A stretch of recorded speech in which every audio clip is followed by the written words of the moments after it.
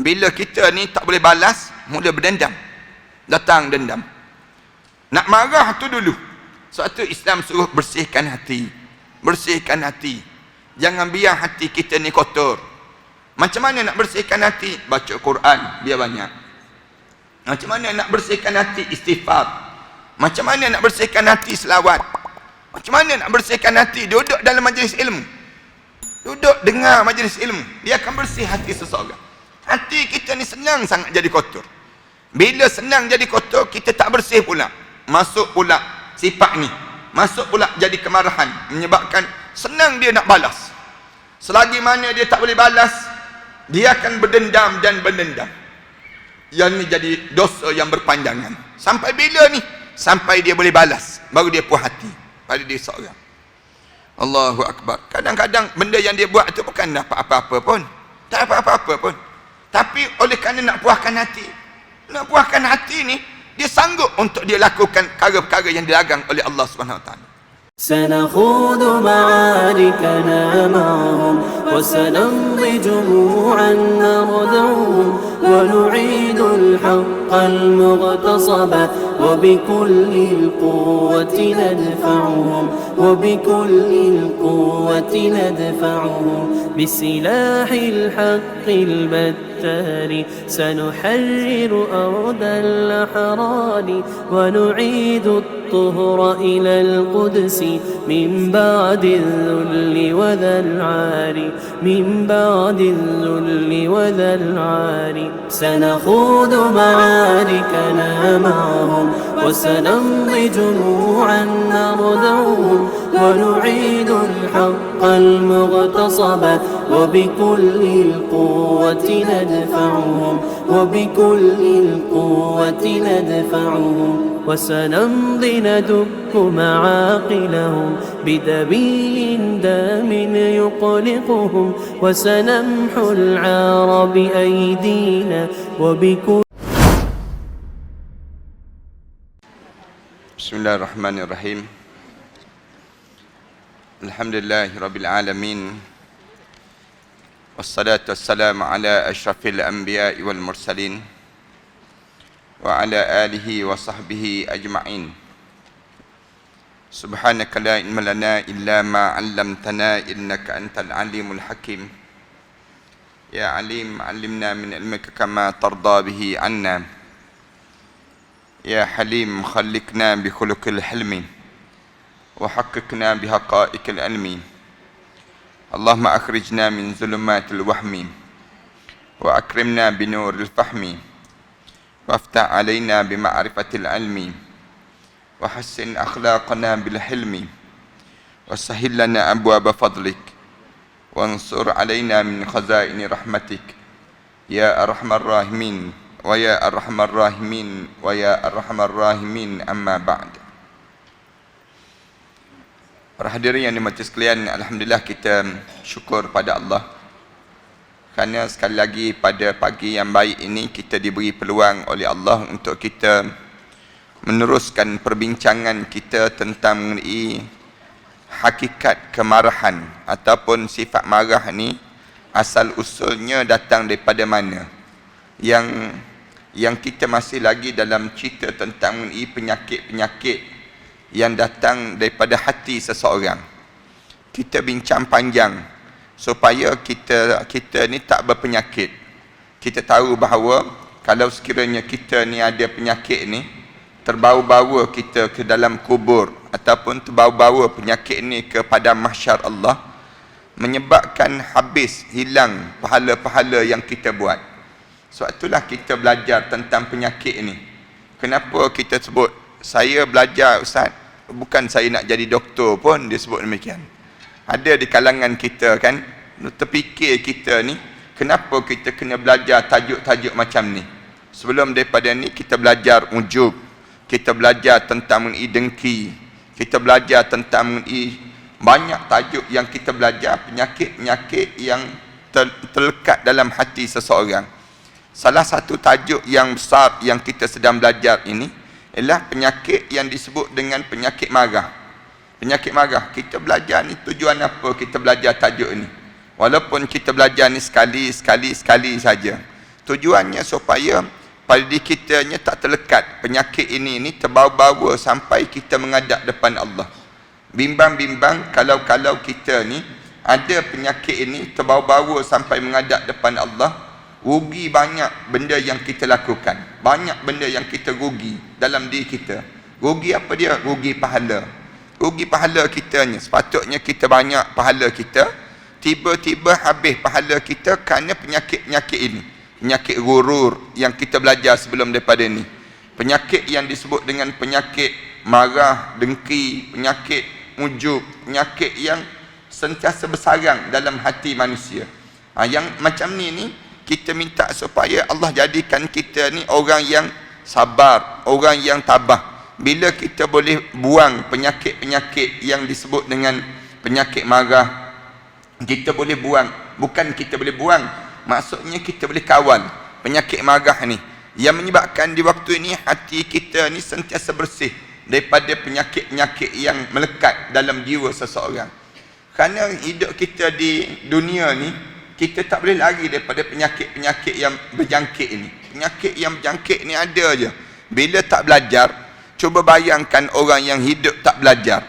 Tak belajar langsung, dia tak pernah pun jumpa dalam bab-bab macam kita berjumpa ni. Misal contohnya, macam mana dia boleh kawal diri dia? Apa benda yang boleh mengawal diri dia?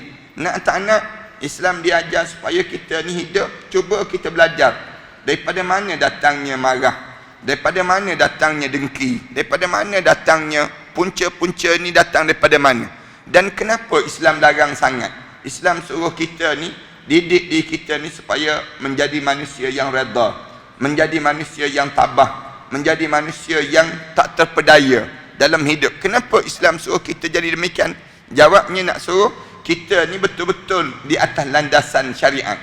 Sebab tiap kali mana kita solat, kita akan sentiasa baca doa, ihdinas siratal mustaqim. Ya Allah, tolong bimbingkanlah kami ke jalan yang lurus.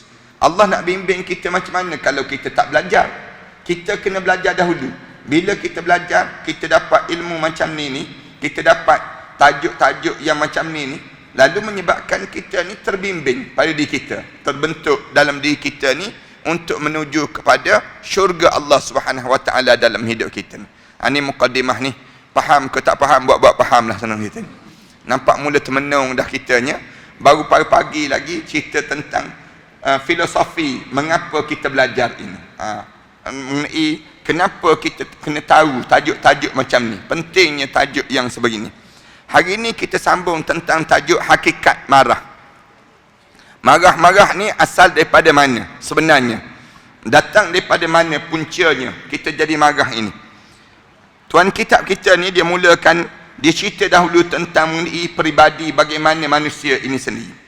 Kita semua pasti telah mengetahui, bahkan mempercayai bahawasanya Allah Subhanahu Wa Taala itu di waktu mana menciptakan haiwan dan juga manusia, sudah diberitahu secara luas kepada mereka mengenai adanya kerosakan dan 2 kali kematian pada diri kita ini.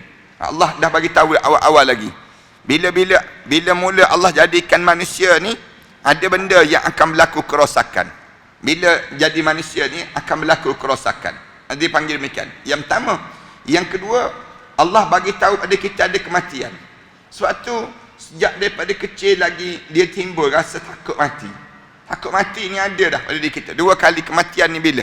Yang pertama kita mati, ulama kata mati waktu mana sebelum daripada ada dalam kandungan ibu. Itu mati yang pertama. Kemudian mati yang kedua bila? Bila kita hidup atas dunia. Kemudian lepas pada itu kita mati. Lepas pada ni. Ini 2 kali kematian. Ada ulama sebut mati yang pertama, mati-mati yang kita nak hadapi sekejap lagi. Itu yang pertama. Yang kedua, mati yang kedua bila? Bila dibangkitkan di akhirat nanti. Itu mati yang kedua. Sebab waktu mana bangun di padang mahsyar, masing-masing sebut man ba'athana min marqadina. Itu katanya alim ulama. Dasar pada ayat itulah man ba'athana min marqadina hadza ma wa'ada ar-rahman wa sadaqal mursalun. Ni kan dalam surah Yasin kan? Kita tak jumpa ayat ni. Tak baca Yasin tu dia panggil. Kita ni nak sebutnya, kitanya dalam ayat ni Allah cerita bila kita bangun di padang mahsyar, masing-masing tanya, Siapa yang membangkitkan kita daripada tempat tidur kita semalam? Tu maknanya apa dia? Kamu bangun balik kali yang kedua. Lepas pada tu kamu tak akan mati-mati dah. Kamu akan jumpa pada mahsyar. Lepas pada tu jumpa dengan titian sirat, berjumpa dengan neraka, ataupun dihumban dalam neraka, ataupun dimasukkan ke dalam syurga Allah SWT. Maknanya lepas pada tu mati ke? Tak jumpa dah mati. Tak ada dah mati. Lepas pada bangkit di pada mahsyar tu, kitanya tak ada lagi kematian pada diri kita ni. Ulama-ulama sebut demikian. Mati yang pertama, mati waktu mana lepas melalui sakarat. Melalui sakarat ni, waktu mana sakarat tu tak mati lagi. Sakarat, inna sakaratun azim. Sakarat ni satu benda yang menggemparkan dalam hidup. Depan kita ni, kita akan jumpa sakarat dahulu. Semua jumpa sakarat, kecuali orang mati syahid. Orang mati syahid, dia tak jumpa sakarat. Itu kelebihan orang mati syahid. Kemudian lepas pada kita ni, lepas pada kita berjumpa dengan mati ni start bila? Bila roh kita ni keluar daripada mata kita. Start daripada keluar daripada mata tu, keluar daripada mata kita, bermulalah kematian. Ulama sebut demikian. Ni ulama kata bermula kematian dalam hidup seorang. Start daripada situ kita mula nampak anak kita buat apa dia, keluarga kita buat apa dia. Bila kita nampak ni?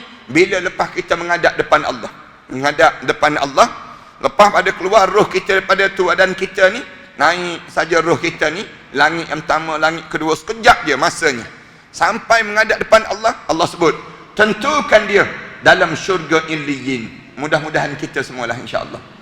Kemudian bila sampai satu peringkat, bila naik jumpa dengan Allah, Allah sebut tentukan dia dalam neraka Sijjin. Na'udzubillah min dzalik. Bila sebut neraka Sijjin tu, start daripada situ turun terus roh kita ni, turun berdiri di hujung kepala masing-masing. Mula kita berdiri, tengok anak-anak kita, dengar orang bercakap, seorang-seorang datang ziarah kita ni, datang. Masa tersebut kita dah tak mati dah. Tu masa tu dipanggil masa barzah. Masa barzah. Kita kalau orang kata mati dah dia. Tak, kita tak mati waktu tu. Kita dipanggil di alam barzah. Mati ni masa yang sekejap je.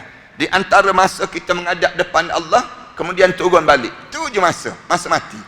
Lepas pada tu hidup balik dah. Nampak dah siapa yang menangis, siapa yang nak siap mandikan jenazah kita. Kita nampak semua dah. Yang keadaan orang dah mula usung jenazah kita, nak siapkan tubuh badan kita ni, semua kita rasa dah di saat demikian. Kita orang buka butang baju kita tu pun kita rasa. Kita sebut ada orang yang buka butang baju tu. Jangan kasar sangat kita sebut. Perlahan-lahan sakit tadi, sakit mati ni, waktu mana sakit sakarat tadi terbawa-bawa sampai sekarang. Cuma orang yang buka butang baju tu tak dengar je. Kalau dengar terloncat orang tersebut tangan kaya. Cuma nak sebutnya masing-masing bila orang mandikan jenazah kita, kita nampak semua. Kita nampak siapa yang mandi jenazah, orang buat macam mana pada diri kita, orang usung jenazah kita, orang kapan jenazah kita ni, semua kita nampak saat itu. Hidup ke tak hidup? Hidup. Hidup di saat itu. Sampailah orang usung jenazah kita ni, kita boleh tengok suasana orang usung jenazah kita. Kita boleh tahu kenderaan mana yang kita naik. Kemudian kita bunyi kenderaan yang kita naik itu bergerak-gerak ataupun goyang-goyang tu, sakit tak boleh nak rasa, tak boleh nak sebut bagaimana sakit. Sampailah ke kubur. Bila sampai ke kubur tu, kita nampak di hujung kaki kita tu berdiri dua orang malaikat Munkar dan Nakir, warna hitam kebiru-biruan, untuk memulakan perjalanan hidup di alam yang ketiga, dipanggil alam barzah. Hidup ke tak hidup? Hidup. Mati itu sekejap masa tersebut, mati ni. Mati yang kedua, masa kita bangkit. Bangkit tersebutlah. Ini katanya alim ulama. Inilah yang dimaksudkan oleh Tuan kitab kita ni. Dia kata Allah dah bagi tahu dah. Dan semua orang tahu dah keadaan yang akan kita ni dua kali mati pada diri kita ni. Kemudian mati yang bangun di padang mahsyar tu, dia tak sama lagi mati dengan mati di dunia. Mati dunia dengan mati padang mahsyar berbeza terus keadaan dia. Ataupun sama juga kalau kita nak tafsirkan mati yang pertama sebelum adanya kita, belum masuk dalam kandungan ibu. Ada ulama tafsir demikian. Kemudian lepas pada diberitahu pada manusia dan juga haiwan tentang secara luas kepada mereka mengenai adanya kerosakan. Kamu akan melalui.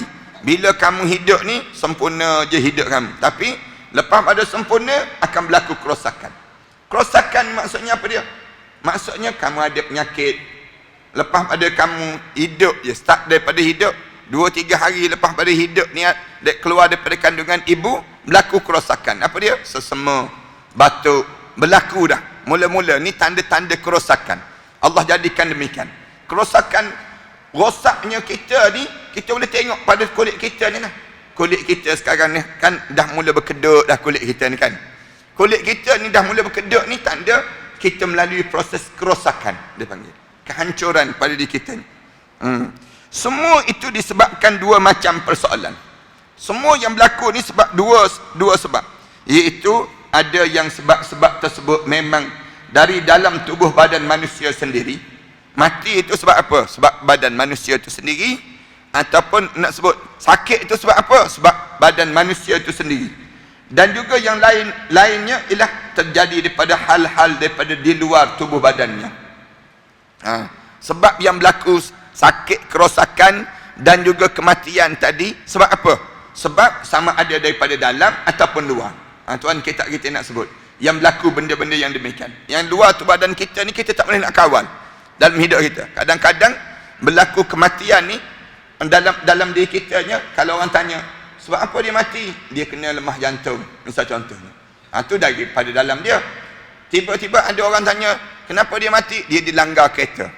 Sebab luar, bukan faktor dia pun. Tapi hakikatnya maknanya dalam hidup kita ni benda yang berlaku kerosakan demikian juga. Kerana sebab dalaman dan luaran. Tuan kita ni nak cerita bab marah ni. Timbul marah ni bagaimana?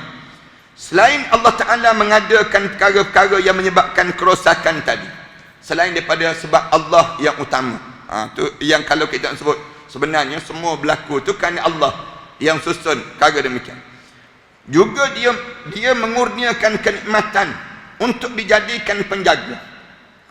Dalam Allah jadikan tu badan kita ni, Allah kurniakan juga nikmat. Bukan Allah bagi rosak je, tidak. Tapi Allah bagi juga nikmat. Nikmat apa dia? Nikmat kenyang, nikmat lega, nikmat sihat, nikmat. Allah kurniakan nikmat-nikmat. Nikmat ni, kalau nak kira nikmat, tak terkira dah nikmat. Wa in ta'uddu nikmatallahi la tuhsuha. Kalau kamu nak bilang nikmat Allah, tak terbilang banyaknya nikmat-nikmat. Ataupun pelindung daripada perosak-perosak itu. Ataupun Allah jadikan pelindung daripada kerosakan itu. Apa dia? Allah jadikan aurat ni, pakaian yang kita pakai. Ni nak suruh kita faham lah. Maksudnya Allah, bila Allah ciptakan kita, Allah sediakan segala kelengkapan hidup. Allah cukupkan rezeki kita banyak mana. Kemudian tinggal dengan siapa, kahwin dengan siapa, hidup anak berapa orang, semuanya Allah dah tulis. Kita ni ikut je skrip yang Allah Subhanahu Wa Taala tulis pada diri kita ni. Allah Ta'ala membuat penangkal untuk tidak menjadikan rosak. Allah jadikan pelindung untuk kita tidak jadi rosak. Namun hal ini terbatas sangat pada saat yang ditetapkan. Tak selalunya kita ni boleh jadi tak rosak ada. Tapi ada satu ketika nanti kita jadi rosak. Ada alat-alat yang jadi tak rosak pada diri kita ni. Makan ubat misal contohnya. Allah jadikan setiap penyakit ada ubat.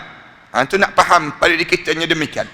Walaupun kita ni Allah jadikan bagi nikmat, Allah jadikan itu, Allah bagi ubat. Tapi ubat ni tak selama-lamanya boleh menyembuh. Tak selama-lamanya. Ada satu ketika makan ubat pun mati juga dia. Pun ada juga. Ada orang yang makan pil anti penuaan, tua juga dia. Dia panggil demikian. Ada orang yang hidup dia pakai lotion anti kedutan, kedut juga dia. Maknanya gambaran apa dia pada diri kita ni? Tidak. Dia yang Allah bagi itu terbatas. Dia sampai tahap demikian. Dan ini pun sudah tercantum dalam catatan sejak zaman azali dahulu lagi. Maknanya kamu jangan ingatlah kalau kerana kamu makan ubatlah kamu jadi sembuh sampai bila-bila. Tak. Kalau ada orang datang jumpa dengan kita, ada tak ustaz nak satu ubat yang menyebabkan orang jadikan diri kita ni tak kena sihir sampai bila-bila? Tak boleh. Tak ada. Kalau ada orang kata saya nak jadi pelindung diri saya, ada tangkal yang melindung diri saya, untuk saya tak kena sihir. Bohong, tak ada. Tak ada. Kerana hidup kita ni, pada diri kita ni, Allah bagi ubat ni, lindung. Hujung tu kita akan kalah juga. Ada masa kita akan jadi kalah dalam hidup kita. Macam kita, hidup kita ni, makan ubat selsema. Jangan bagi selsema. Ada tak ubat yang boleh menahan kita daripada tak kena selsema? Tak ada. Tak ada ubat yang, kalau kita makan sebiji yang tu, sampai kita mati tak selsema. Bohong terus. Maknanya tak ada dah pada diri kita demikian. Yakni zaman yang tiada satu makhluk pun, sedangkan yang ada di saat itu hanyalah Allah Azza wa Jalla, Allah Subhanahu wa Ta'ala belaka. Maknanya semuanya yang kekal ialah Allah, manakala manusia ialah hancur, fana. Manusia ni akan hancur lebur. Mengenai sebab-sebab yang daripada dalam diri sendiri dapatlah diungkap sebagaimana berikut. Tadi sebab yang luar, yang ni sebab dalam pula. Allah Ta'ala sewaktu menyusun seluruh makhluknya yang nanti akan diberi kehidupan di alam dunia, khususnya binatang dan juga manusia, sudah dikurniakan bekal untuk hidup ni. Kita nak hidup ni, Allah dah susun dah bagi dah. Rezeki-rezeki kita banyak mana, Allah dah bekalkan banyak mana pada kita. Waktu Islam larang, jangan terlibat dengan tilik. Islam larang, jangan suka menilik. Tilik ni dilarang. Tengok tai lalat berapa biji, misal contoh. Kemudian tengok tarikh lahir berapa hari bulan. Ni tilik dipanggil. Tengok telapak tangan. Kan Anda biasa sebut kan, telapak tangan ni tengok telapak tangan. Kecil-kecil dulu kawan-kawan suka sangat ni. Tengok telapak tangan ni, tekan kat sini ni. Keluar 2 biji, 2 orang anak, dia sebut demikian. Ni suka sangat. Pegang telapak tangan ni tulis M, miskin itu dia panggil. Senang dia sebut. Bila kita mandi kat sungai dahulu, buka baju ni, tengok tai lalat kita kat sini. Dia kata ada tai lalat dekat dada ni, tanda kena mati kena bunuh lah tu. Kita pun jadi takut terus. Ni benda-benda yang ditilik, dilarang dalam Islam. Kenapa? Allah dah siap bekal dalam hidup kita. Tak terfikir pun dalam hidup kita ni kita berkahwin dengan suami kita sekarang. Tak terfikir pun dalam hidup kita ni kita berkahwin dengan isteri yang ada sekarang. Dalam hidup kita tak terbayang dalam hidup kita ni Farhan sekarang nak datang tinggal dekat Shah Alam. Dalam Shah Alam ni dulu kawasan kelapa sawit semua. Tak terfikir kita nak tinggal dekat kawasan kelapa sawit. Kita fikir orang yang tinggal dalam kawasan kelapa sawit ni orang India je dahulunya. Yang kita fikir demikian. Tengok-tengok kita pula tak terbayang dalam pemikiran kita, dalam hidup kita, kita akan tinggal di tempat begini, anak sebegini. Tapi Allah dah tulis dalam kehidupan kita demikian. Ni bekal hidupnya. Sampai bila? Sampai bila Allah tulis rezeki kamu dah berakhir. Rezeki kamu berakhir. Iaitu makanan yang sesuai. Allah dah tulis dah makanan kamu sesuai dengan nasi lemak. Tu senangnya. Kamu nasi Arab bolehlah sekali dua. Tapi kalau tiap-tiap hari nasi Arab, jengkreng dia panggil demikian. Maknanya kita jam juga kita. Macam sahabat-sahabat yang pergi buat umrah kan. Bila tiap-tiap hari makan makanan Arab, Allah tak boleh terus. Hari pertama semangat lagi. Hari kedua boleh tahan lagi. Hari yang ketiga terlentang terus. Ni kenapa? Kerana tak sesuai dengan perut kita. Tak sesuai dengan perut. Allah jadikan tempat kita sesuai dengan tempat ni. Sebab tu kita sebut tanah Melayu Allah bagi pada orang Melayu. Tanah Cina Allah bagi pada orang Cina. Tanah India Allah bagi pada orang India. Tu dicara Allah susun elok-elok. Dah sesuai dah dia panggil demikian. Cuma bila kita ni kita terima kemajmukan. Masyarakat kita, tok-tok kita dahulu terima, tak apalah, marilah datang. Cuma datang tolong beradablah di negara kita. Bila datang duduk di negara kami, jangan kamu jadi kurang ajar di negara kami. Tu cara kita ni. Nak suruh apa dia? Tolong hidup dengan keadaan sesuai. Kerana Allah dah susun dah. Ni bumi yang Allah jadikan sesuai dengan keadaan. Tanah Arab untuk orang Arab. Allah dah jadi dah susun sesuai dengan keadaan tersebut. Dan sesuai dengan tubuh mereka juga dianugerahkan kesyahwatan. Allah anugerahkan pada kita syahwat, perasaan Dan di kita ni syahwat. Syahwat ni tak semestinya yang disebut dengan seks saja, tidak.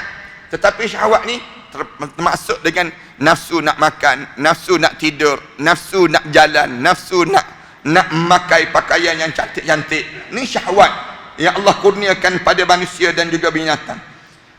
Atau keinginan untuk mengajaknya agar suka mengambil makanan tadi hingga mereka suka makan. Ini cara Allah timbulkan perasaan. Perasaan apa dia? Nak makan. Nak makan. Buatnya Allah buang perasaan rasa nak makan. Kuruh kering tubuh badan manusia. Buatnya Allah buang yang disebut dalam tubuh badan kita, dalam tubuh badan binatang ni, perasaan tak nak makan.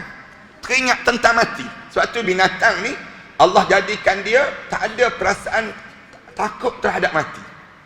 Rasulullah sebut dalam hadis Rasulullah, kalaulah ada binatang ni dia ada perasaan rasa takut terhadap mati, takut terhadap mati, teringat mati, kamu tak akan makan daging-daging yang kenyal dan kamu tak akan jumpa dengan lemak-lemak pada lembu dan juga kambing. Tetapi oleh kerana binatang ni Allah buang pada dianya perasaan takut mati itu tak ada. Ada pada binatang. Ini cara Allah jadikan pada dia. Menyebabkan di waktu ini kamu boleh makan daging-daging dan juga lemak-lemak daripada binatang-binatang tadi. Kerana apa dia? Kerana Allah buang perasaan tadi. Sebab tu ulama-ulama kata, kalau kamu ni tak ada perasaan takut mati, tanda kamu binatang lah. Itu cara alim ulama sebut terus. Nak suruh kita ni biar ada perasaan teringat tentang mati. Bila kita teringat mati, itu tanda kita ni manusia. Manusia bukan manusia biasa, manusia yang beriman, manusia yang berkeyakinan. Untuk memperbaiki apa yang kurang ataupun sudah lapuk, Allah Azza wa Jalla mengurniakan kepada mereka bagaimana cara memperbaikinya. Bila kita hidup di dunia ni, Allah anugerahkan kita kecerdikan. Nak baiki yang lama-lama biar jadi nampak baru balik, Allah ajar macam mana cara. Nak suruh jadi kita ni nampak sentiasa fresh, nampak sentiasa baru, segar dalam diri kita. Allah ajar macam mana cara. Kita ni kan bila kita ni layu je tu badan, lalu datang perasaan, tambah kita orang Melayu ni, datang perasaan macam mana nak suruh segar sikit, pergi mandi. Bila kita mandi, selesai saja mandi, rasa fresh je balik, rasa segar je balik pada diri kita. Siapa yang ajar ni? Allah yang ajar demikian pada manusia. Demikian juga rumah kita. Bila kita balik ke rumah, tengok kusam je rumah kita, tengok macam tak bermaya je rumah kita. Kita mula panggil orang, datanglah tolong cat balik rumah baru, rumah saya ni biar nampak baru. Kemudian kita panggil ID, tolong redesign balik rumah saya ni. Dalam rumah ni nampak sama je sejak mula kahwin sampai hari ni, sama je rumah. Kita sebut demikian. Yang tak bergerak dah, melekat dah daki kat bawah cushion tu, misal contoh. Kerana apa dia? Kerana lama sangat tak berubah.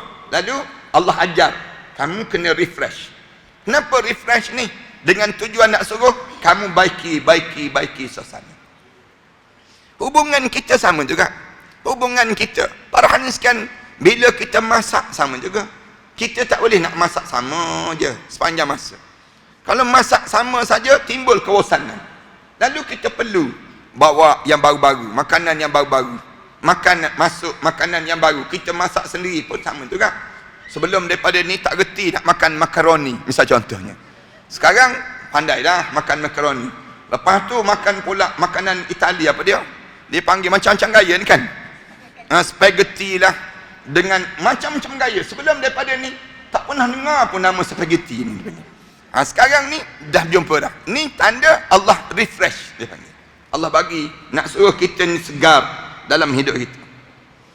Bila kita makan sampai satu ketika tak ada selera dah nak makan, tanda nak mati dah tu. Tanda nak mati dah. Tak sesuai dah kamu hidup. Kunyah mi pun tak putus dah, dia panggil. Bila kunyah mi pun tak berapa nak putus dah. Telan sikit. Nak masuk dalam mulut pun tak berapa nak masuk dah pada diri kita. Tanda tu semakin hampir dah Allah nak panggil pada diri kita. Seperti diberi kepandaian dan kekuasaan untuk menambah apa yang pecah. Tu. Maknanya kita nak baiki macam mana, yang pecah kita nak buat macam mana. Menutup apa sahaja yang nampak berlubang, tampak berlubang. Datang idea, pemikiran kita ni, Allah bagi anugerah ini untuk kita nak tutup mana-mana ruang-ruang. Sekarang ni orang tutup apa dia? Tutup ruang-ruang penipuan dalam internet misalnya contoh. Kita tak terfikir macam mana nak tutup. Nak tutup yang terbuka tu, misal contoh orang boleh akses nombor akaun kita, orang boleh hack, dipanggil yang dinamakan dengan akaun kita, boleh curi duit-duit kita dan sebagainya. Macam mana nak buat? Allah jadikan idea-idea nak tutup. Yang ni ada hackers, ada orang yang mencuri, orang tak curi. Sekarang ni tak merompak cara yang disebut dengan merompak cara bawa pistol, bawa senapan pergi ke bank begitu. Yang tu ni yang pergi buat juga begini ni tolol-tolol semua ni pergi. Yang geng-geng tolol-tolol yang tak belajar. Yang ni puak-puak yang tak belajar. Yang cerdik-cerdik dia tak tipu macam tu. Cerdik-cerdik ni mana tipu macam tu? Dia tipu melalui internet ya. Dia masuk melalui idea dia tu, dia cari. Dia kutip setiap nombor akaun, setiap akaun orang ni 5 sen, 1 sen, 2 sen je dia curi. Tak perasan pun. Orang tak perasan pun. Tapi dalam akaun dia penuh duit. Ni nak sebutnya idea-idea yang datang tadi. Nak sekat yang ni, nak suruh ada spyware, malware, macam-macam ware yang ada ni. Yang ada ni, nak buat macam mana dalam dunia digital kita ni, dalam dunia cyber sekarang ni. Idea ni datang. Belajar, anak-anak kita ni mula belajar untuk nak menahan, nak cari orang nak buat khianat macam mana dan sebagainya. Negara kita kena hack kapal terbang sampai hari ni tak jumpa. Ni nak sebutnya curi kapal terbang. Curi kapal terbang tu yang sedang terbang. Curi. Kapal terbang tu bukan kecil, besar. Kapal terbang besar, orang boleh curi. Curi ni dengan apa dia? Ni budaya cyber sekarang. Orang yang dia yang hebat, dia boleh tarik. Dia boleh turunkan kapal terbang tu, dia boleh turun. Dan dia boleh tutup skala radar-radar. Kat mana yang patutnya radar ni boleh kesan, tiba-tiba tutup, tak boleh kesan. Negara pun tak boleh kesan. Kenapa? Ni mesti ada penjahat-penjahat peringkat dunia yang buat kerja-kerja yang demikian. Ni kena faham pada kita keadaan sekarang mencabar dan tercabar. Kita jangan berlepas begitu saja. Selagi mana kita hidup mesti belajar. Sekarang ramai di kalangan kita, kadang-kadang kita ni, handphone kita ni pun kita tak faham. Cucu kita lebih faham daripada kita. Kita ni kan ramai mana orang kita dia kata, anak tak reti lah ustaz, tak nak lah belajar. Tak boleh. Kadang-kadang dalam hidup kita ni, walaupun begitu kita kena faham. Kita kena tahu. Kerana kita masih lagi hidup. Kalau kita tak nak faham, kita kata, saya tak nak faham lah ustaz, saya tak nak reti lah. Tak reti pun tak penting lah pada diri kita. Kita sentiasa ditipu. Kerana selagi mana kita hidup, selagi itulah kita kena belajar. Allah bagi ilmu untuk dipelajari. Belajarlah di kalangan kita. Jangan sampai peringkat kita ni tertinggal. Jauh dah kita ni tertinggal dibandingkan dengan negara-negara barat. Negara barat tu, kalau kita tengok teknologi mereka, jauh lebih terkedepan daripada kita. Bincang tentang soal nuklear, bincang tentang soal benda-benda yang besar. Kita ni nak bincang tentang benda-benda yang remeh-temeh pun tak selesai lagi di kalangan kita. Sebab tu mereka boleh berjaya kita. Sekarang tak jajah dengan cara yang disebut dengan pergi negara ke negara, jajah. Tapi menjajah melalui penguasaan ekonomi. Penguasaan ekonomi tu jajah negara tu, jajah negara ni. Kita tengok negara China, misal contohnya. Dia jajah dunia ni dengan cara macam mana? Dengan ekonomi je. Dengan ekonomi je dia dijajah. Ni contoh cerdiknya orang Cina tu. Dia jajah negara Cina tu, dia jajah negara-negara lain. Dia pergi negara lain, dia bawa teknologi dia. Kemudian bila negara tersebut tak boleh nak bayar di Nepal, di banyak negara, di sebelah Sri Lanka. Sri Lanka tu 18,000 hektar tanah yang pelabuhan asalnya dibangunkan oleh negara Cina. Negara Cina suruh bayar, tak boleh bayar. Bila tak boleh bayar, tergadai ke negara Cina. Tu contoh yang mudah. Negara kita pun sama juga, pelabur-pelabur datang.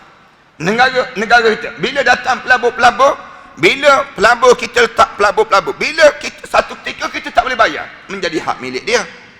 Itu cara untuk nak mereka nak jajah melalui ekonomi. Faham ke tak faham, buat faham. Nampak termenung sikit. Lalu bocor. Sama juga yang kecoh di kita dengan Singapura sehari dua ni kan. Negara kita dengan Singapura sama juga. Lama mana dah Singapura kawal radar penerbangan. Radar penerbangan ni, kalau kita tanya pilot ni, mereka dapat laporan nak landing ke, nak berlepas ke dan sebagainya. Daripada mana? Daripada Singapura. Daripada negara Singapura. Maksudnya dia kawal ruang udara ni. Ruang udara kita ni sendiri. Kita sendiri tidak memiliki. Kerana keupayaan mereka dalam mengatasi keupayaan kita. Itu sampai tahap demikian. Ini gambaran bagaimana negara kita, ruang udara kita dicerobohi berpuluh-puluh, beratus-ratus kali oleh mereka tersebut. Tapi kita nak buat macam mana? Kerana kekuatan kita lemah. Kita tak ada kekuatan dalam perkara demikian. Mereka menceroboh kerana tak bijaknya kita dan tak cerdiknya kita. Bila kita tak cerdik dan kita tak bijak, mereka akan menguasai kita. Itu kesan.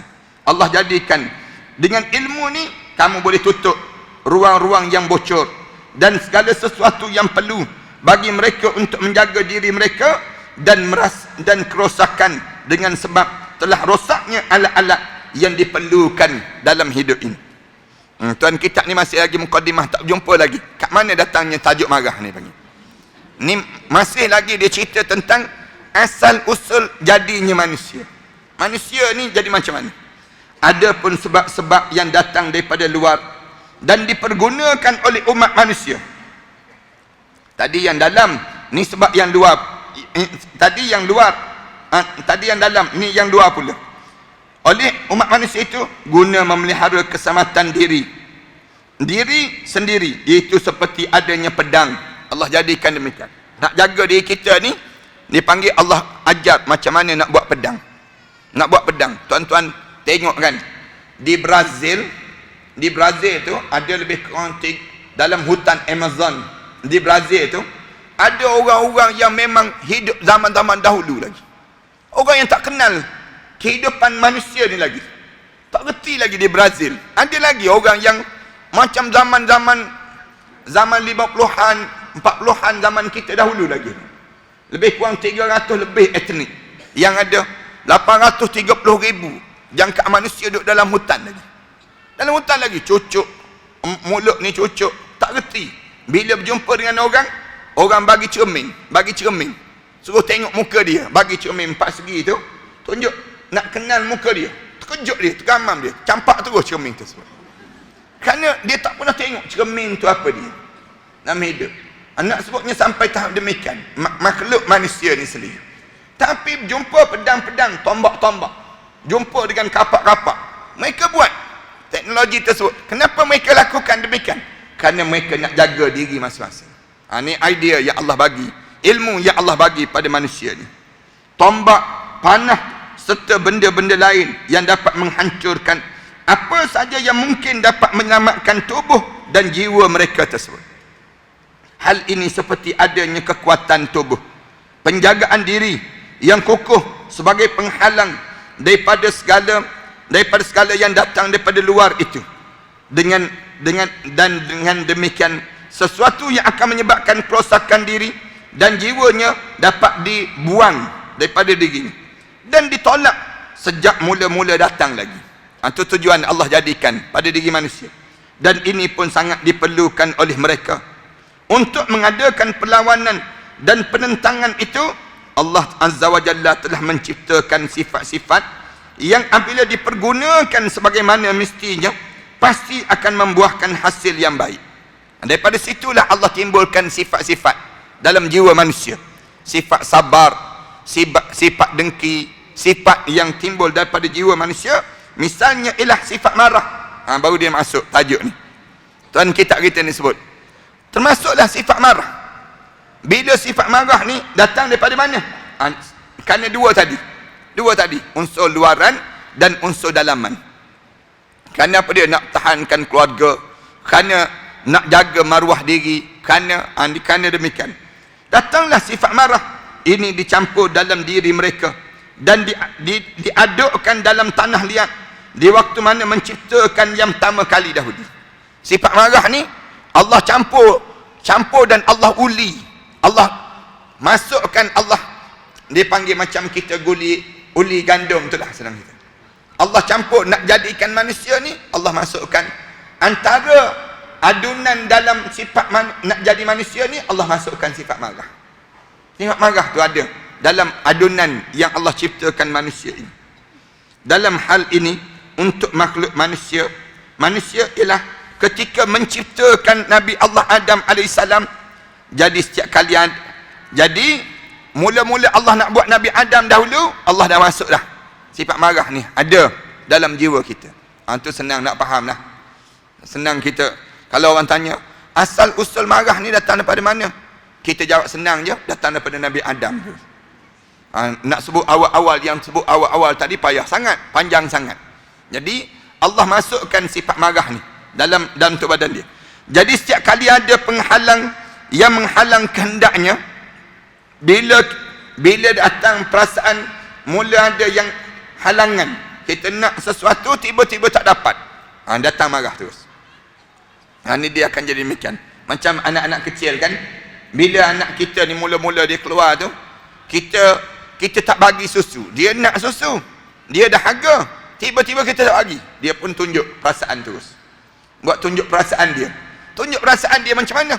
Dia menangis, dia merah muka dia, dia tunjuk yang dia nak pada sesuatu tadi, kemarahan ataupun sesuatu tujuan dan sekian banyaknya yang diinginkan dalam hidup kita. Kita ni kan banyak benda yang kita nak. Bila kita dah mula besar sikit, Allah mula jadikan pada kita keinginan demi keinginan. Nak yang tu, nak yang ni. Mula nak dan nak ni, atau sesuatu maksud daripada sekian banyak yang dimaksudkan. Di saat itulah api kemarahan mula muncul. Datang daripada mana marah ni? Bila kita nak pada sesuatu, tiba-tiba tak dapat, datanglah rasa marah. Datang perasaan marah. Muncul terus perasaan marah. Marah kita ni. Kita nak, misal contohnya, nak supaya kita ni dapat ilmu. Nak dapat ilmu. Tiba-tiba kita dihalang daripada dapat ilmu. Marah terus kita. Itu cara demikian.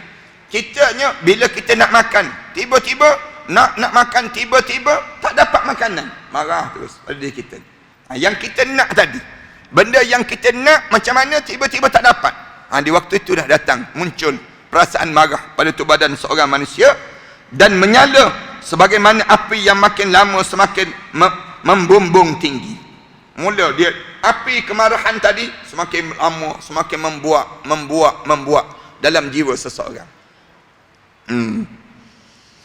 Ataupun sebagaimana air yang bergejolak mendidih dalam kuali, dalam kuali tadi. Oleh sebab itu kemarahan tadi dapat dilihat di wajah sebagai tandanya yang membekas. Nampak kalau dia marah, nampak berubah air muka dia, nampak wajah dia tu terkesan dengan sifat marah tadi. Tuan kita ni ajar pada kita demikian.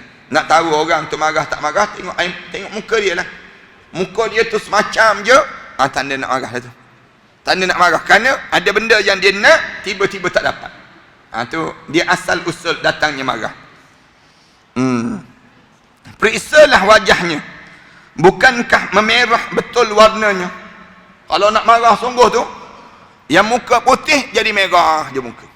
Bukan muka je merah, dengan telinga-telinga pun merah. Dia dah mula dah naik. Kalau dapat nampak tu setengah-setengah orang, dia buat asap pula. Nampak asap keluar. Nampak asap keluar ni, nak marah sungguh ni pada diri seorang tersebut. Demikian pula kedua matanya. Nak tunjuk bila kamu marah, dua mata kamu ni akan berubah. Dalam keadaan kedua mata kamu tu berubah, bahkan pada kulitnya pun dapat disaksikan perubahan. Nampak kulit-kulit pun berubah juga. Siapa-siapa marah, Allah jadikan demikian, berubah dengan kulit-kulit dia. Sebab kulit yang semula bersih dan mulus keadaannya, kulit yang menampakkan warna yang ada di dalamnya, yakni bagaikan darah yang benar-benar merah. Hal ini tidak ubahnya dengan warna apa yang ada di belakang cermin. Yakni sangat jelas warnanya. Darah itu tampak merah apabila yang dimarahi itu manusia yang darjatnya lebih rendah daripada dirinya sendiri. Sebab ia merasa dapat memberikan balasan ataupun dia boleh ambil tindakan pada orang bawahan tadi. Lagi cepat, kemarahan dia tu lagi kuat pada dia. Yakni membalas orang yang berbuat sesuatu hal yang dianggap buruk olehnya. Sebaliknya, apabila yang dianggap melakukan keburukan itu justru orang yang lebih ataupun atas daripadanya, baik dalam hal kedudukan, martabat ataupun kewibawaan, sedangkan lawannya itu memiliki kekuasaan untuk membalas. Kalau ia ditandingi ataupun ditentang, maka orang yang merasa disakiti tadi, darahnya seakan-akan mengumpal dan mengkerut. Hal ini dapat dilihat kulitnya yang bahagian luar dan terus akan ke batinnya yang bahagian dalam. Ia tampak sedih, namun hatinya makin hari semakin hangat, makin sangat dendamnya. Oleh sebab itulah, lihatlah wajahnya, bukankah kelihatan kekuning-kuningan, kesan daripada kemarahan yang berpanjangan. Detailnya tuan kitab kita ni, dia buat kajian tu, nak sebutnya penyakit marah ni jadi macam ni. Kalau kita belajar kitab-kitab biasa, tak jumpalah sedetail ini. Tapi tuan kitab kita ni, dia karang tu, dia buat kajian sampai sedetail ini. Nak suruh apa dia? Nak suruh tahu, ni bila kamu marah jadi macam ni, jadi macam ni pada tu badan. Ana waktu mana belajar dengan guru-guru dahulu bab-bab sebegini, dia kata kalau ada alim ulama yang boleh hurai sedetail ini, belajarlah dengan dia. Kerana nak dapat ilmu macam ni payah sangat. Nak dapat ilmu yang sebegini, orang yang buat kajian, dia nak dapatkan ilmu ni, dia buat kajian, dia perhati, dia tengok macam mana orang marah, dia tengok betul-betul, sehingga lahirlah sebegini. Kita ni baca je, lepas tu faham ke tak faham, entahlah ustaz, rasa macam nak faham tapi tak faham juga ni sebut. Tu kadang-kadang pada diri kita.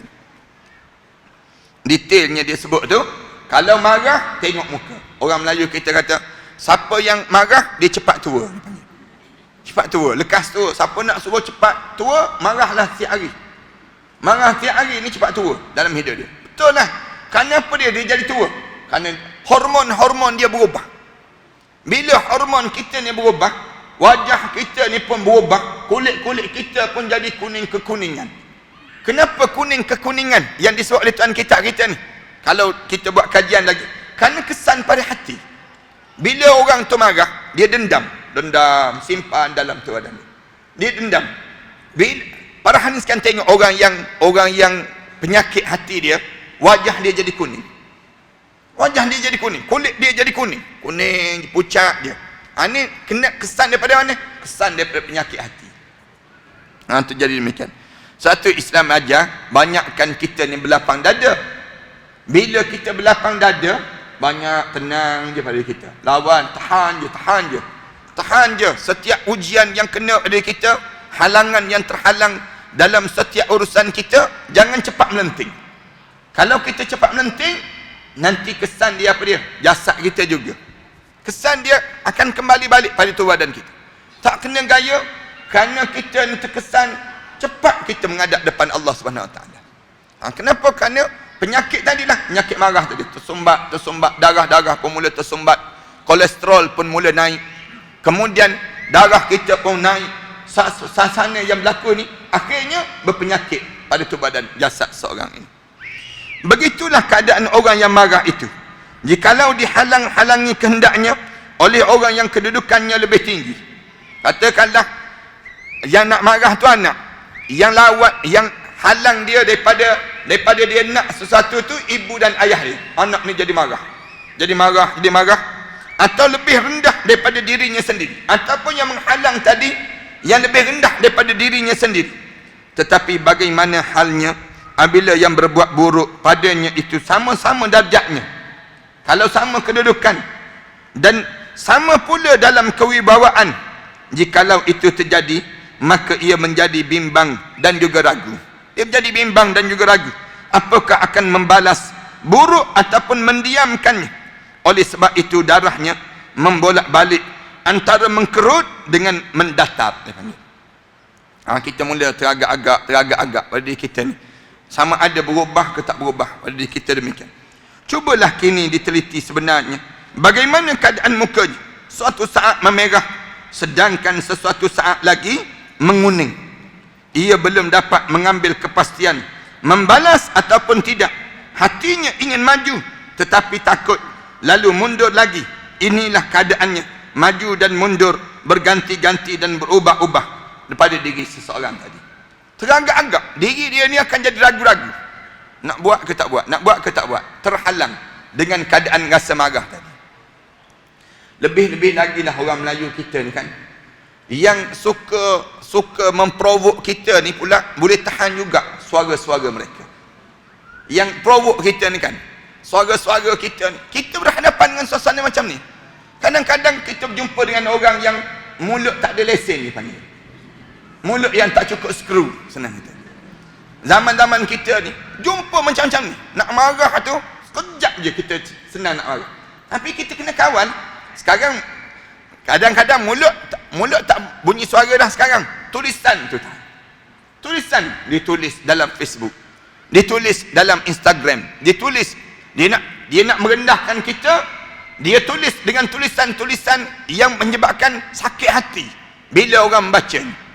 Dengan cukup yang tu je, cukup dalam keadaan demikian dia nak menimbulkan kemarahan di kalangan masyarakat kita. Ana bobo ni dekat Mekah, duduk dekat bangunan hotel tu. Bila nak turun, duduk tingkat 19. Bila nak turun tu, turun dengan betulan hari tu sakit perut, lewat sikit turun ni. Orang dah qamat. Bila orang dah qamat tu, kita baru nak turun. Tekan lift, turun. Turun tu, turun tingkat 17, masuk orang perempuan. Makcik bawang ni senang macam ni. Makcik bawang ni masuk. Masuk makcik tu, ada seorang makcik tengok anak tu, dia sebut, nasib baik tu imam ni ada lagi, dia sebut demikian. Dia sebut nasib baik tu imam ni ada lagi. Kuat pula tu. Dia kata, kita sempat juga tu imam ni ada kat sini lagi, dia sebut. Dia tak kenal kawan dia 3 orang tu, kenal. Tergamam kawan dia tu. Dia yang masuk buat selamba je. Kawan dia paling terus. Ustaz, dia sebut, Ustaz, kawan dia tunduk ni, Ustaz, dia tu membebel begitulah. Anak timbul naik nak marah. Timbul kita ni, dia sebut tu imam tu satu, yang dia pun lewat juga. Tapi dia tu mulut tu tak pandai nak jaga, dia panggil. Patutnya nak masuk lift ni bagi salam lah, Assalamualaikum, patutnya demikian. Tapi jadi tak jaga mulut ni macam mana? Orang yang tak jaga mulut, bila begitu tu popek dalam lift, nak kita pun dengar, rasa nak sebut ingat di tanah haram, nak sebut je boleh tahan juga mulut makcik ni, nak sebut demikian je kita. Tapi mulut orang ni dia macam-macam gaya. Dia tak mudah dalam hidup kita ni. Kita berjumpa macam-macam kerenah manusia. Dalam keadaan tu, kalau kita tak boleh kawan, dia naik terus. Mula kita keluar suara-suara yang tak betul, suara-suara yang tak terkawal, dia panggil demikian. Sesuai pun orang panggil makcik bawang sekarang ni kan. Makcik bawang ni suka membawang lah tu, istilah yang baru anak-anak muda kita sebut. Pada dasarnya dapatlah dihuraikan secara global bahawasanya kekuatan marah itu letak asalnya ialah dalam hati seseorang. Tuan kita ni mula sebut, kalau kita tanya marah-marah ni datang daripada mana? Sebenarnya marah ni datang daripada hati seseorang. Hati seseorang itu, artinya bahawa darah yang ada dalamnya itu meminta adanya pembalasan. Darah tu bergerak, darah tu dia nak suruh balas. Darah ni yang dalam jiwa kita ni sendiri. Namun hal itu hanyalah berupa kekuatan yang ditujukan hatinya ingin memberontak guna membela datangnya berbagai macam hal yang menyakitkan atau mengganggu ketenangan jiwanya, dan maksudnya ialah jangan sampai terjadi hal-hal yang tidak disenangi dan tidak diharapkan. Namun demikian, apabila sudah terjadi, ia ingin sekali menyembuh luka hatinya, lalu melakukan pembalasan pada orang yang berbuat buruk padanya itu. Adanya pembalasan inilah yang merupakan benda sebagai makanan hati yang resah, juga tidak memang diinginkan, bahkan disitulah kelazatan baginya. Tanpa adanya pembalasan dari yang dihalang-halangi itu, hatinya masih tetap akan hendak membuat pembalasan, dan dendamnya pun tetap berlanjutan terus sampai saat bila-bila pun pada seorang. Bila kita ni tak boleh balas, mula berdendam, datang dendam, nak marah tu dulu. Sebab tu Islam suruh bersihkan hati, bersihkan hati. Jangan biar hati kita ni kotor. Macam mana nak bersihkan hati? Baca Quran biar banyak. Macam mana nak bersihkan hati? Istighfar. Macam mana nak bersihkan hati? Selawat. Macam mana nak bersihkan hati? Duduk dalam majlis ilmu, duduk dengar majlis ilmu, dia akan bersih hati seseorang. Hati kita ni senang sangat jadi kotor. Bila senang jadi kotor, kita tak bersih pula, masuk pula sifat ni, masuk pula jadi kemarahan, menyebabkan senang dia nak balas. Selagi mana dia tak boleh balas, dia akan berdendam dan berdendam. Yang ni jadi dosa yang berpanjangan. Sampai bila ni? Sampai dia boleh balas, baru dia puas hati pada dia seorang. Allahu Akbar. Kadang-kadang benda yang dia buat tu bukan dapat apa-apa pun, tak dapat apa-apa pun, tapi oleh kerana nak puaskan hati, nak puaskan hati ni, dia sanggup untuk dia lakukan perkara-perkara yang dilarang oleh Allah SWT. Tetapi setelah dapat membalas, maka hati pun tenang dan juga jadi riang. Sampai berhenti bila? Sampai dia boleh balas. Ni disebut demikian. Macam kadang-kadang kan kita berjumpa dengan orang, anak ni jumpa dengan orang yang kena sihir. Kadang-kadang kita interaksi dengan orang yang kena sihir tu, kita cakap, kamu ni datang jin yang dalam badan tersebut. Kita tanya, kenapa yang kamu sihir daripada dia? Kamu jumpa dengan Tok Bomoh mana? Dia pun jawab, jumpa dengan sekian. Tok Bomoh sekian. Dia sebut. Bila kita baca ayat-ayat Quran tu, dia pun, kita tanya dia, yang kamu sihir dia sebab apa? Aku sakit hati. Aku sakit hati. Sakit hati apa dia? Rumah tangga dia bahagia, rumah tangga aku kecewa, rumah tangga aku bercerai-berai. Lalu aku nak tengok dia bercerai juga. Apa nak dia? Manusia demikian. Sebab tu kadang-kadang kan kita pelik. Kita ni elok tak kacau pun orang, tiba-tiba tak kacau orang kena juga sihir. Kita tanya, kenapa kena sihir ni? Dia pun jadi heran. Apa benda yang kita buat ni yang menyebabkan sampai orang sihir kita ni sampai begitu? Jawabnya kerana apa dia? Kerana ada orang jahat tak puas hati dengan kita bahagia, tak selesa. Sebab tu bila kita dapat nikmat yang banyak, janganlah nak menunjuk-nunjuk. Jangan nak menunjuk-nunjuk. Ada seorang hamba Allah, seorang cikgu di Kelantan. Dia pergi ke sekolah, kena sihir dia. Cikgu kena sihir. Cikgu, dia mengajar anak-anak. Oh, yang sihir dia siapa? Yang sihir dia peniaga nasi tepi jalan. Yang sihir dia. Kenapa? Dia bunyi air dalam otak dia ni. Dia pergi x-ray tu, dia x-ray tak ada apa-apa. Jumpa dengan doktor tak ada apa-apa, tak ada sakit apa-apa, tapi bunyi tak air menitik dalam kepala dia. Tension hidup, tidur pun bunyi tak. Bila sampai begitu cari benda apa, buat macam-macam gaya, tak jumpa. Bila berjumpa dengan kita, baca ayat-ayat ru'yah dan sebagainya, bunda bercakap benda-benda tertentu dalam tuadan ini. Bila dia bercakap, kita tanya, siapa kamu? Siapa tuan kamu? Dia pun sebutlah nama dia, sebut nama tuan dia. Tuan kamu ni siapa? Niaga yang tepi jalan. Kenapa? Dengki tengok cikgu ni lawa sangat, dia sebut. Cikgu ni lawa tak boleh. Nak sebutnya cikgu lawa ataupun tak boleh. Jadi sakit hati. Yang niaga tu sakit hati. Lalu sihir macam mana? Jumpa dengan Tok Bomoh Siam. Guna dengan cicak mengkarung tu, guna macam-macam gaya. Nak sebutnya tikam pada gambar, ambil pada gambar dan ni nak sebutnya sihir yang dilakukan ini sendiri. Sihir punca apa? Kalau kita tanya, punca dengki je. Dengki yang tak berkesudahan di kalangan kita. Bila dia puas hati, bila orang tu dah kena tumbang, orang tu dah dah terbukti dah kena. Puas hati ya. Baru puas hati dia sebut demikian. Sihir orang ni macam-macam gaya lah. Sampai bila nak berhenti? Sampai dia puas hati. Ni nak marah. Kadang-kadang sihir menyihir jiran je sihir menyihir. Di kalangan orang kita ni. Kebetulan di Malaysia kita ni pula tak ada undang-undang sihir.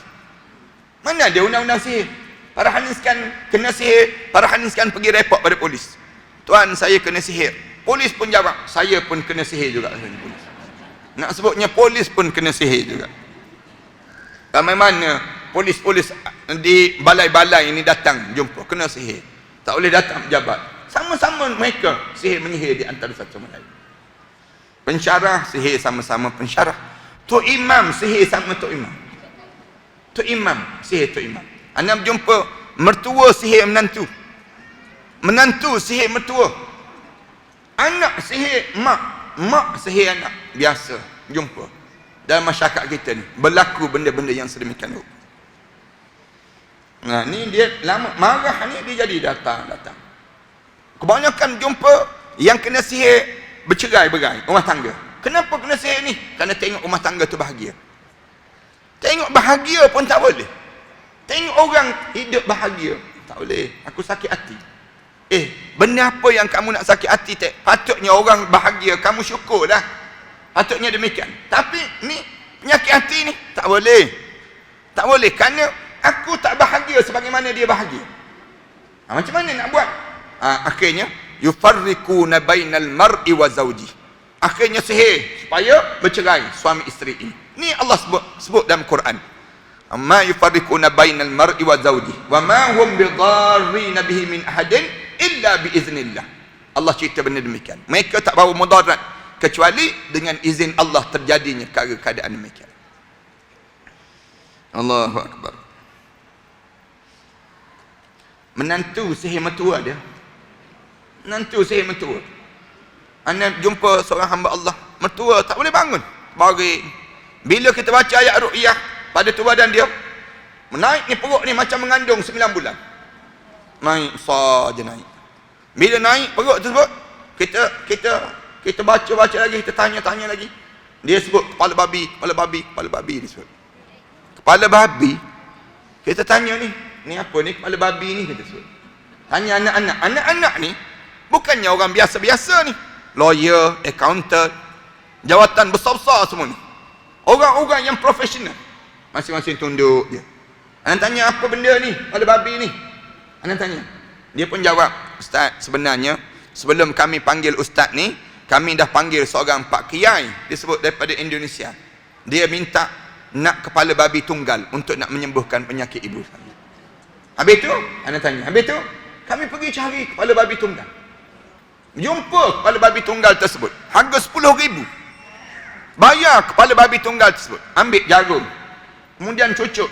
Jumpa dengan Pak Kiai tersebut yang mengaku Pak Kiai. Dia bukannya Pak Kiai pun, bohong je dia panggil demikian. Kemudian Tok Romoh ni cucuk dengan paku-paku. Habis tu kamu letak kat mana kepala babi ni? Masing-masing cuik-cuik depan rumah Ustaz, tanam. Pergi gali balik, anda sebut. Gali balik, gali bom busuk yang amat sangat. Nak sebutnya kepala babi tu nak sembuh ibu. Sebenarnya ibu kena sihir. Ibu kena sihir. Tapi kepala babi tu yang ada. Kepala babi tadi nak suruh sembuh ibu ni, rela cari kepala babi. Dah 2 kali bertindan 2. Yang sihir tu tak selesai, yang ni pula datang. Ni manusia, orang kita ni. Manusia ni bila tak bersih hati, begitulah jadi di kalangan masyarakat kita. Ni terjadi ni. Bila cek yang tu selesai, lepas lama sikit kembung, baca lagi, besar lagi perut. Lama-lama keluar suara. Nama siapa yang buat sebut keluar nama menantu. Menantu perempuan. Menantu tu tak ada. Kemudian keluar, dia kata apa, kita panggil. Anda kata jangan percaya. Anda sebut jangan percaya, cuma tanya ya tak ya. Lama-lama menantu tu datang berjumpa dengan anda. Datang sendiri di satu masjid, datang. Ustaz, nama saya disebut, betul tak Ustaz? Anda kata betul, nama disebut, tapi anda kata anda tak percaya. Dia kata saya tak buat Ustaz. Demi Allah tak buat. Bersumpah sekarang dalam masjid. Ana sebut, sumpah demi Allah sekarang tak buat. Dia tunduk.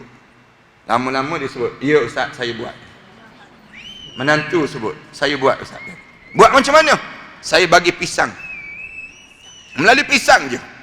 Melalui pisang, dibaca, dibuat tangkal dan sebagainya. Bagi pada mak mertua makan. Bagi pada mak mertua makan. Mak mertua makan makanan tersebut. Makan tersebut yang menyebabkan perut dia rasa macam kena heret-heret dalam perut ini sendiri. Allahu Akbar. Sihir dia panggil. Sedang tak lama lepas pada ubat, alhamdulillah sembuh. Kemudian dia kata taubat, minta ampun dan sebagainya. Anda tanya kenapa? Tak puas hati mak mertua sindir saya saja. Sindir je, sindir. Masak tak pandai. Sindir yang tu je. Mak mertua pula boleh tahan juga mulut. Mak mertua membawang juga dia. Yang duduk, yang menyebabkan anak menantu pun sakit hati juga. Ini manusia dipanggil. Suasana, suatu kena belajar. Duduk majlis ilmu. Jangan kita rasa syok sendiri. Orang kita ni ramai hidup dalam keadaan syok sendiri. Syok sendiri ni dia rasa bila dah lama hidup, dia tak perlu belajar, tak duduk majlis ilmu. Yang akhirnya buat benda-benda yang sedemikian rupa. Alhamdulillah, akhirnya saling minta maaf. Rumah tangga tersebut nampaklah alhamdulillah selang tak lama lepas itu meninggal dunia mak betul. Nak sebutnya gambaran orang kita ni macam-macam gaya masyarakat. Iaitu cara sembarangan ataupun kurang dan semestinya ataupun berlebihan atau sama besar kecilnya, yakni dengan cara yang seimbang padanya. Yang dimaksudkan dengan tafrid. Tafrid ni insya-Allah kita sambung minggu akan datang nantilah.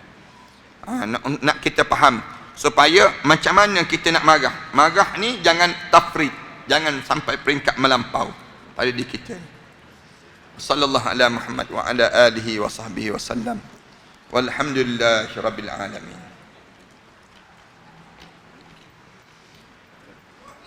Jemaah sekalian, kuliah Ustaz Salahuddin Nasir pada 14 hari bulan 12, hari Jumaat 3 hingga 4 petang.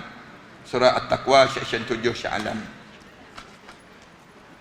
Kemudian doa ni insya-Allah kita doa.